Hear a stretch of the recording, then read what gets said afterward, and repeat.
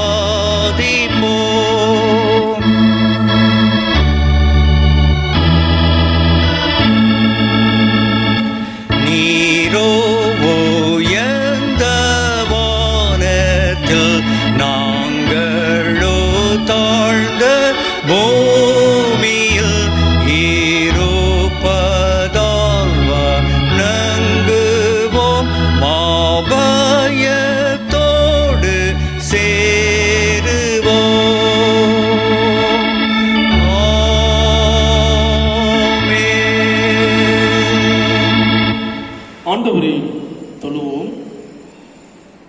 கடவுளின் ஐஸ்வர்யமும் ஞானமும் அறிவும் என்பவைகளின் ஆழம் எவ்வளவு அதிகம்! அவர் நியாய தீர்ப்புகள் புத்திக்கு எட்டாதவைகள், அவர் வழிகள் ஆராய்ச்சிக்கு எட்டாதவைகள். சகலமும் அவராலும் அவர் மூலமாயும் அவருக்கென்றும் இருக்கிறது. என்றென்றைக்கும் அவருக்கு மகிமை உண்டாவதாக. ஆமென். எங்கள் தந்தையாம் கடவுளே, உமது வல்லமையாலும் ஞானத்தாலும் எல்லாவற்றையும் படைத்து உமது குமாரனை எங்கள் இரட்சகத்திலும் உலகத்தில் அன்பு கூர்ந்தீரே, உம்மை போற்றுகிறோம். குமாரனாம் கடவுளே, பாவத்தை தவிர்த்து எல்லாவற்றிலும் எங்களை புல்முனிகளாகி எங்கள் பாவங்களுக்காக ஒப்புக் கொடுக்கப்பட்டு எங்கள் நீதிக்காக உயிர்த்தெழுப்பியவரே, உம்மை போற்றுகிறோம். பரிசுத்த ஆவியரான கடவுளே, எல்லா உண்மைகளுக்குள்ளும் எங்களை வழி நடத்தி கடவுளின் அன்பை எங்கள் நெஞ்சில் பொழிகிறவரே, உம்மை போற்றுகிறோம். இதா குமாரன் பரிசுத்த ஆவியாய கடவுளே, உமக்கே காலமும் எல்லா புகழும் மகிமையும் உண்டாவதாக. ஆமென். ஆண்டவர் நம்முடைய வாழ்வை நெறிப்படுத்தும்படியாக திருமறையின் மூலமாக நம்முடைய பாவங்களை உணர்த்துகின்ற சீர்தூக்கி பார்க்கின்ற சில வசனங்களை நாம் கேட்போம். நமக்கு பாவங்கள் என்பவனால் நம்மை நாமே வஞ்சிக்கொள்ளாவோம். நமக்குள் உண்மையில்லை. நமது பாவங்களை நாம் அறிக்கையிட்டால் பாவங்களை நமக்கு மன்னித்து எவ்வித அநீதம் நீங்க நம்மை சுத்திகரிப்பதற்கு அவர் நம்பத்தக்கவரும் நீதியும் உள்ளவர். தன் பாவங்களை மறைக்கிறவன் வாழ்வடைய மாட்டான். அவைகளை அறிக்கை செய்து விட்டு விடுகிறவனோ இரக்கம் பெறுவான். சர்வ உள்ளமுள்ள கடவுளத்தில் நாம் நமது பாவங்களை பாவரிக்கை ஜெபத்தின் வழியாக தாழ்மையோடு அறிக்கை செய்வோம். எங்கள் தந்தையாம் கடவுளே, நினைவினாலும் வார்த்தையினாலும் செய்கையினாலும் உமக்கு விரோதமாய் பாவம் செய்திருக்கிறோம். முழு மனதோடு நாங்கள் உம்மை நேசிக்கவில்லை. எங்களிடத்தில் நாங்கள் அன்பு கூறுவது போல் அயலாரிடத்தில் நாங்கள் அன்பு கூறவில்லை. எங்கள் மேல் இரக்கமாயிருக்க உம்மை வேண்டிக் கொள்கிறோம். எங்கள் பாவ அழுக்கை நீக்கி எங்களை சுத்திகரியும். எங்கள் குற்றங்களை விட்டுவிட எங்களுக்கு உதவி புரியும். எங்கள் ஆண்டவர் இயேசு கிறிஸ்து மூலமாய் வேண்டிக் கொள்கிறோம் பிதாவே. ஆமென். சர்வ வல்லமையும் இருந்திருக்கும் ஆண்டவர் மன்னிப்பையும் பாவ நிவர்த்தியும் நம்ம கட்டளையிட்டவில்லை. வாழ்க்கையை சீர்படுத்திற்கான காலத்தையும் நமது பரிசுத்த ஆவியின் கிருபையும் தேடுதலையும் தந்தருவாராக. ஆமென். ஆண்டவரை துதியுங்கள். ஆண்டவர் நாமம் துதிக்கப்படுவதாக. இந்த நாளுக்கென்று வாசிக்கின்ற தெரிந்து கொள்ளப்பட்ட திருமுறை பாடம் மத்தேயுவின் நற்செய்தி 28ஆம் அதிகாரம் வசனங்கள் 14 முதல் 20 வரை. மத்தேயு 28 வசனங்கள் 16 முதல் 20 வரை. 11 சீடர்களும் இயேசு தங்களுக்கு பணித்தபடியே கலிலேயாவில் உள்ள ஒரு மலைக்கு சென்றார்கள். அங்கே அவரை கண்டு பணிந்தார்கள். சிலரோ ஐயமுற்றார்கள். இயேசு அவர்களை அணுகி, விண்ணுலகிலும் மண்ணுலகிலும் அனைத்து அதிகாரமும் எனக்கு அருளப்பட்டிருக்கிறது. எனவே நீங்கள் போய் எல்லா மக்களினத்தாரையும் சீடராக்குங்கள். தந்தை, மகன், தூய ஆவியர் பெயரால் திருமுழுக்கு கொடுங்கள். நான் உங்களுக்கு கட்டளையிட்ட யாவையும் அவர்களும் கடைபிடிக்கும்படி கற்பீங்கள். இதோ உலக முடிவு வரை என்னாலும் நான் உங்களுடன் இருக்கிறேன் என்று கூறினார். வாசிப்புடைய தெரிந்து கொள்ளப்பட்ட திருமறை பாடம் வாசித்து நிறைவேறாயிற்று. கிறிஸ்துவுக்கு மகிமை உண்டாவதாக. ஆமென். ஆண்டவரும் மறுமை இரட்சகருமாகிய இயேசு கிறிஸ்து திருப்பெருநாளே உங்கள் யாருக்கும் இந்த ஞாயிற்றுக்கிழமை நாள் வாழ்த்துக்களை தெரிவித்துக் கொள்கிறேன். தென்னிந்திய திருச்சபை வழிபாட்டு முறைமையின் பிரகாரமாக நாம் இன்றைக்கு கடைபிடிக்க வேண்டிய ஞாயிறு திருத்துவ ஞாயிறு. இந்த நாளிலே நாம் கொடுக்கப்பட்டிருக்கின்ற தலைப்பு Believe in the Triune God. திரியேக கடவுளை நம்ப வேண்டும். திரியேக கடவுளை நம்ப வேண்டும். ஒரு வயோதிபர் கடற்கரை ஓரத்தில் நடந்து சென்று கொண்டிருந்தாராம். சென்று கொண்டிருந்த பொழுது ஒரு சிறுவன் கடல் நீரை அள்ளி கொண்டு வந்து கரையிலே ஊற்றி கொண்டிருந்தானாம். அந்த வயோதிபர் அந்த சிறுவனை பார்த்து, தம்பி என்ன செய்து கொண்டிருக்கிறாய் என்று சொல்லி கேட்ட பொழுது அந்த சிறுவன் சொன்னாராம், இந்த கடல் நீரை எல்லாம் நான் கொண்டு வந்து அந்த இங்கு ஊற்றி இந்த கடலை வற்ற செய்ய போகிறேன் என்று சொல்லி கூறினானாம். எப்படி அந்த சிறுவனால் புரிந்து கொள்ள இயலாத விஷயத்தை செய்து கொண்டிருக்கிறானோ அப்படித்தான் நாமும் கூட முழுமையான திருத்துவத்தை குறித்து புரிந்து கொள்ளாமல் என்ற அளவிலும் வாழ்ந்து கொண்டிருக்கின்றோம். திருத்துவம் என்பது ஒரு கூட்டுறவு. திருத்துவம் என்பது ஒரு செயல்படும் சமூகம். ஒரே கடவுள் 3 ஆளாய் செயல்படுகின்றார் இருக்கிறார். உதாரணமாக தண்ணீரை நாம் எடுத்துக்கொள்வோம். திடப்பொருளாக ஐஸ் கட்டியாகவும், திரவ பொருளாக நீராகவும், ஆவியாக அது நீராவியாகவும் இருக்கிறதை நாம் பார்க்கிறோம். ஆனால் தண்ணீர் என்று சொல்லுகிற ஒரே ஒரு காரியத்திலே இந்த 3 நிலைகளும் இருக்கிறது. நான் என்னுடைய பெற்றோருக்கு பிள்ளை, என்னுடைய மனைவிக்கு நான் கணவன், என்னுடைய பிள்ளைக்கு நான் தகப்பன். இப்படி 3 விதங்களிலே 3 ஆளாய் செயல்படுகின்ற இந்த சிந்தனை தான் திருத்துவத்தின் சிந்தனையும் கூட. இந்த திருத்துவ நாளிலே நாம் திரியேக கடவுளை நம்ப வேண்டும் என்று சொல்லி அழைக்கப்படுகின்றோம். நாம் கொடுக்கப்பட்டிருக்கின்ற முதல் பாடம் எசேக்கியேல் தீர்க்கதரிசன புத்தகம் 1ஆம் அதிகாரம் 14 முதல் 28 வரை உள்ள வசனங்கள். கடந்த வாரத்திலே நாம் இந்த எசேக்கியேல் தீர்க்கதரிசன புத்தகத்தை குறித்து அதனுடைய முன்னுரையை நாம் பார்த்தோம். நாடு கடத்தப்பட்டவரிடத்திலிருந்து அந்த கூக்குரல் தான் எசேக்கியேல் தீர்க்கதரிசன புத்தகம் என்று சொல்லி நாம் பார்த்தோம். அவர் கண்ட அல்லது அவருக்கு அருளப்பட்ட முதல் காட்சியானது 1ஆம் அதிகாரத்தில் ஒரு மிகப்பெரிய ஆளுமையை, ஒரு மிகப்பெரிய படைகளுடைய அங்கு கொடுக்கப்பட்டிருக்கிறதை நாம் பார்க்கிறோம். கடவுள் படைக்கும் பாதுகாக்கும் கடவுளாக இருக்கின்றார். 26வது வசனத்திலே அவற்றின் தலைக்கு மேலிருந்து கவியின் நீல மணிகள் தோற்றமுடைய ஒரு அரியணை போன்று கொண்டு தெரிந்தது. அந்த அரியணை மேல் மனித சாயலுக்கு ஒப்பான ஒரு உருவம் தெரிந்தது. படைக்கும் அல்லது பாதுகாக்கும் ஒரு அரியணையில் வீற்றிருக்கும் அரசராக நமக்கு அவர் இருந்து வந்தார். இந்த உலகத்தை படைக்கின்ற கடவுளாக ஆதி முதல் இருந்து வந்த கடவுள். அது மாத்திரமல்ல, எங்கெல்லாம் அவர் ஒரு நிழலாட்டமாக அல்லது மனிதர்கள் மூலமாக அல்லது வேறு ஒரு உபகரணங்கள் மூலமாக உருவாக்கி பாதுகாத்துக் கொண்டிருந்த கடவுளாக இருந்தார். எசேக்கியேல் தீர்க்கதரிசன புத்தகத்துல ஒரு மிகப்பெரிய தோற்றத்தை இங்கு சித்தரிக்கிறார். ஆக கடவுள் படைத்து பாதுகாக்கின்ற கடவுளாக இருக்கின்றார். இரண்டாவதாக நாம் பார்த்தோம் என்றால், நாம் வாசி கேட்ட நற்செய்தி பகுதியான மத்தேயுடைய நற்செய்தி 28ஆம் அதிகாரத்தை நாம் எடுத்துரைத்துக் கொள்வோம். அங்கு ஆண்டவர் அங்கு இருக்கின்ற சீடர்களுக்கு ஒரு மிகப்பெரிய கட்டளையை கொடுக்கிறதை நாம் இங்கு பார்க்கிறோம். உயிர் கொடுத்து மறுரூபமாக்க செய்யும் இயேசு கிறிஸ்து இந்த உலகிலே அடிமைகளாக்கப்பட்டு வாழ்க்கையை வீணாய் தொலைத்துக் கொண்டிருக்கின்ற மனிதர்களுக்காக தன்னுடைய உயிரை கொடுத்து அந்த மனிதர்களை உருமாற்றம் செய்கின்றார், மனமாற்றம் செய்கின்றார். அந்த பகுதியிலே நான் வாசிக்கிறேன். மத்தேயுடைய நற்செய்தி 28ஆம் அதிகாரம் 11 சீடர்களும் இயேசு தங்களுக்கு படித்தபடியே கலிலேயாவில் உள்ள ஒரு மலைக்கு சென்றார்கள். அங்கே அவரை கண்டு ஐயமற்று பணிந்தார்கள். இயேசு அவர்களை அணுகி, விண்ணுலகிலும் மண்ணுலகிலும் அனைத்து அதிகாரமும் எனக்கு அருளப்பட்டிருக்கிறது. எனவே நீங்கள் போய் எல்லா மக்களின் சீடராக்குங்கள், தந்தை மகன் தூய ஆவியார் பெயரால் திருமுழுக்கு கொடுங்கள் என்று சொல்லி இங்கு கூறுகிறதை நாம் பார்க்கிறோம். இந்த சீடர்களை உருவாக்கின கடவுள், சீடர்களுக்காக உயிர் கொடுத்த கடவுள் இவர்களுக்கு கட்டளை கொடுத்து இவர்களை மாற்றுருவாக்கம் செய்கிறார். இந்த சீடர்களின் மூலமாக அநேக மனிதர்களை இந்த உலகத்தில் உருவாக்குகின்றார். அநேக மனிதர்களை நல்வழிப்படுத்துவதற்காக இவர்களுக்கு கட்டளை கொடுக்கின்றார்.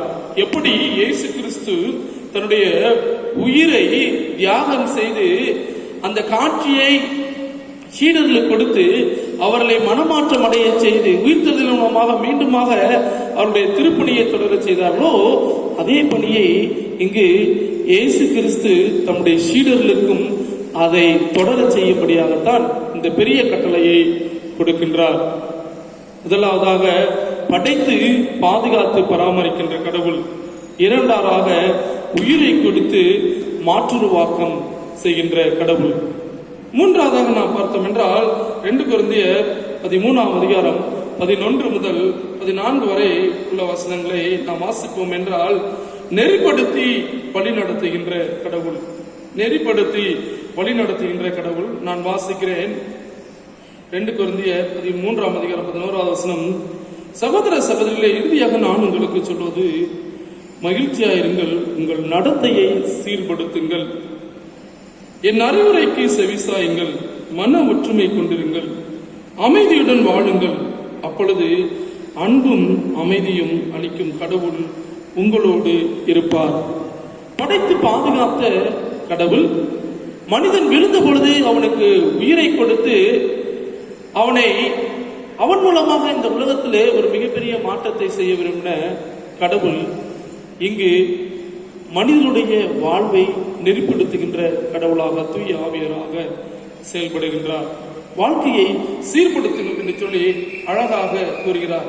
எப்படி சீர்படுத்த முடியும்? அமைதியுடன் வாழும் பொழுது, ஒற்றுமையுடன் வாழும் பொழுது அன்பும் அமைதியும் அளிக்கின்ற கடவுள் நம்மோடு இருக்கிறார். இந்த ஒற்றுமையும் அமைதிதான் இந்த இந்த உலகத்தில் ஒரு மிகப்பெரிய மாற்றத்தை கொடுக்கும் என்று சொல்லி இங்கு பவுலின் மூலமாக அறிவுறுத்தப்படுகிறது. இதை கொடுக்கின்றவர் யார்? தூய ஆவியானவராகிய கடவுள். ஒருவேளை இன்றைக்கு இந்த ஒரு சிந்தனையினால தான் நாம் பலப்பட வேண்டும் என்று சொல்லி ஆண்டவர் நம்மை அழைக்கின்றார். படைத்து பாதுகாக்கின்ற கடவுள், உயிர் கொடுத்து மாற்றுருவாக்கம் செய்கின்ற கடவுள், நெறிப்படுத்தி வாழ்க்கையை வழிநடத்துகின்ற கடவுள் நம்மோடு இருக்கின்றார்.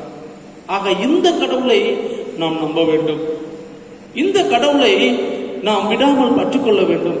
இந்த கடவுளோடு உடனிருந்து நம்முடைய வாழ்வை நாம் ஆண்டவருக்கென்று அர்ப்பணிக்க வேண்டும்.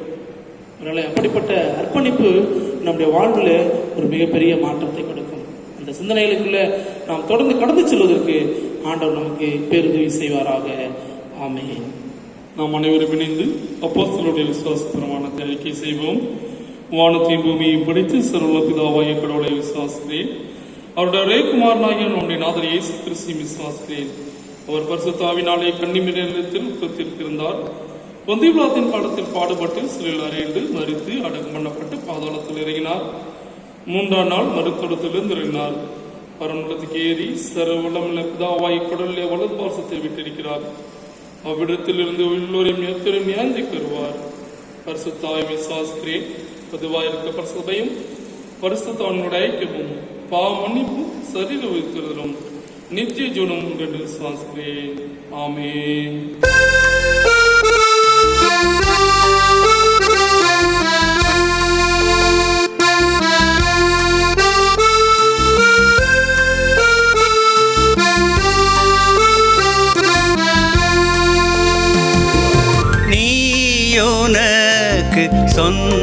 சொந்தமல்லவே மீட்கப்பட்ட பாவி நீயோனக்கு சொந்தமல்லவே,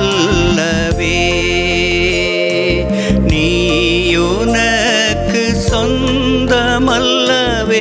நீ மலன் கிறிஸ்து நாதர்க்கே சொந்தம், நீயோனக்கு சொந்தமல்லவே.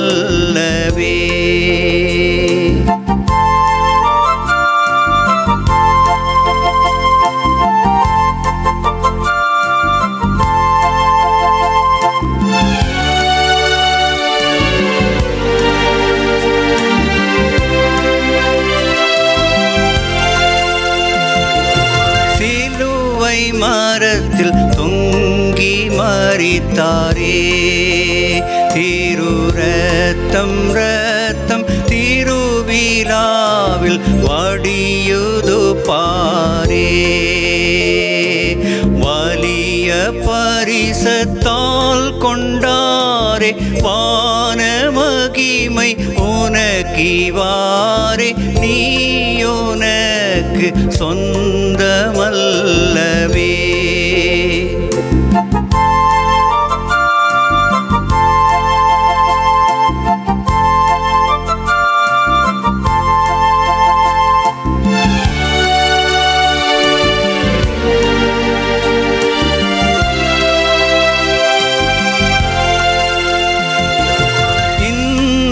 நன்றியை மறந்து போனாயோ, இயேசுவை விட்டு எங்கேயாகிலும் மறைந்து திரிவாயோ.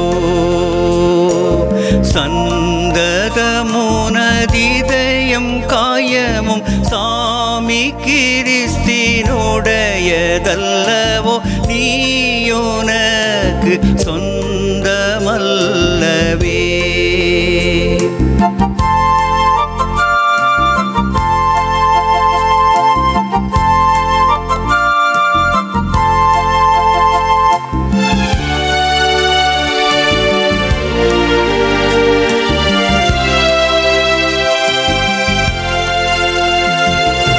பழைய பாவத்தாசை வருகுதோ, பசாசின் மேலே பட்சமுனக்கு திரும்ப வருகுதோ. அழியும் நிமிஷத்தாசை காட்டியே அக்கினி கடல் தள்ளுவானின் நீயோனக்கு சொந்தமல்லவே.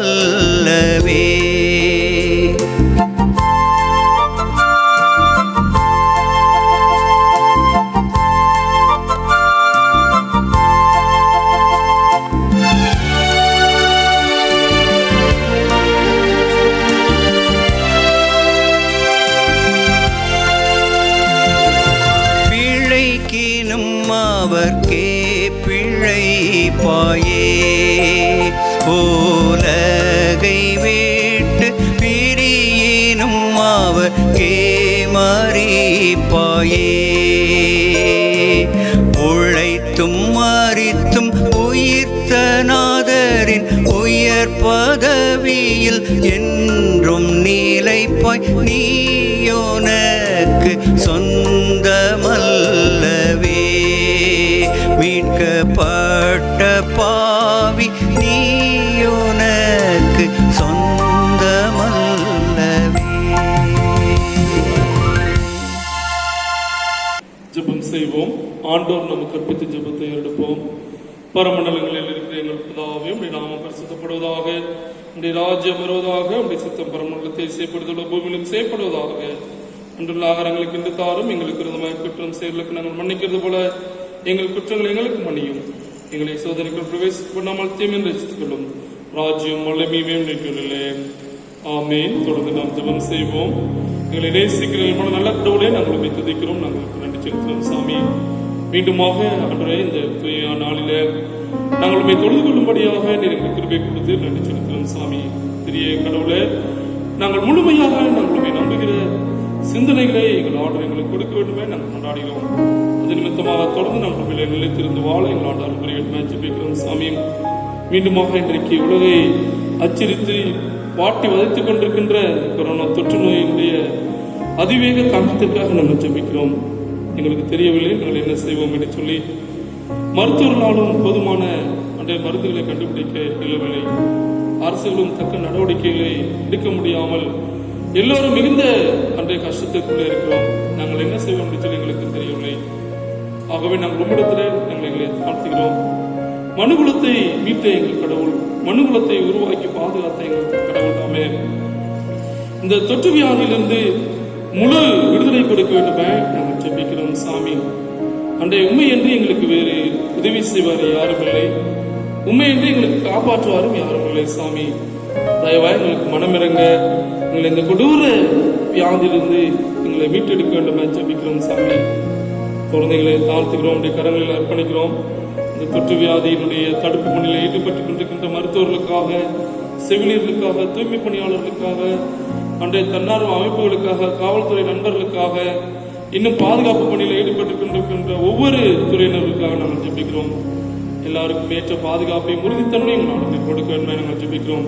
எங்களுடைய திருச்சபை மக்களை எங்கள் ஆண்டவரை பாதுகாத்துக் கொள்ளுங்கள். அவர்கள் நல்ல சுகத்தோடு பலனோடும் வாழ எங்கள் ஆண்டவர் அன்புரிய நாங்கள் ஜெபிக்கிறோம். சாமி, இன்னுமாக தேவையுள்ள மக்களுக்கு எங்கள் ஆண்டவர் ஏற்ற நேரங்களில் உதவி செய்யணுமே நாங்கள் ஜெபிக்கிறோம். சாமி, அன்றைய பஞ்சம், பட்டினி, அன்றைய இப்படிப்பட்ட பல்வேறு விதமான சிந்தனைகள் அன்றைய இந்த நாட்டை சீரழித்துக் கொண்டிருக்கிறது. சாமி, எப்படியாகிலும் எங்கள் ஆண்டவர் நீர் மனமிறங்கி அரசுகளுக்கு அன்றே இவைகள் எல்லாவற்றையும் கையாளுகின்ற நிர்வாக திறமையை கொடுக்க வேண்டுமே நாங்கள் ஜெபிக்கிறோம். சுயநலம் உள்ள அன்றைய இந்த சிந்தனை முழுவதுமே தலைவர்கள் விட்டுவிட்டு ஆண்டவரே மக்களை காப்பாற்ற வேண்டும், மக்களுக்கான ஆட்சியை உறுதிப்படுத்த வேண்டும் என்று சொல்லுகிற சிந்தனைகளை செயல்பட எங்களால் அனுப்புறீங்க. எங்களை தாழ்த்துகிறோம், கரங்களை அர்ப்பணிக்கிறோம். இயேசு கிறிஸ்துவினுடைய வேண்டுகிறோம் எங்கள் ஆண்டு நல்ல கடவுளே. ஆமென். நம்முடைய ஆண்டவராகிய இயேசு கிறிஸ்துவின் கிருபையும் தாவாயக்கருடைய அன்பும் பரிசுத்தாவின் அன்னினையும் நம் அனைவருடன் மீண்டும் என்று சதாகாலம் நிறுத்திப்பாராக. ஆமென். என் ஆத்மாவே கர்த்தரை ஸ்தோத்திரி, என் முழுமையுடைய பரிசுத்த நாமத்தை ஸ்தோத்திரி.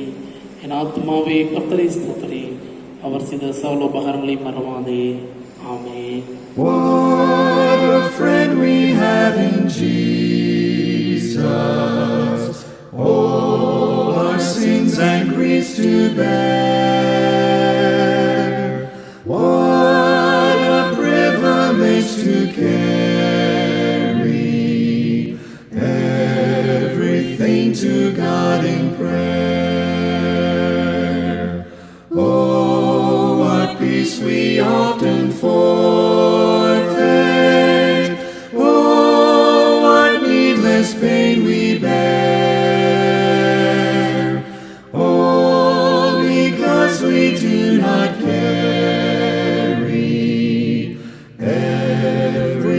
pleading to God in prayer.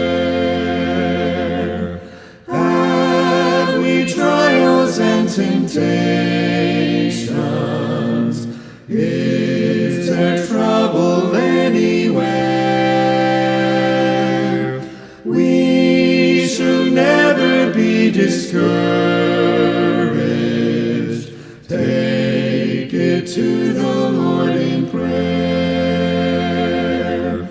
Can we find a friend so faithful, who will all our sorrows share?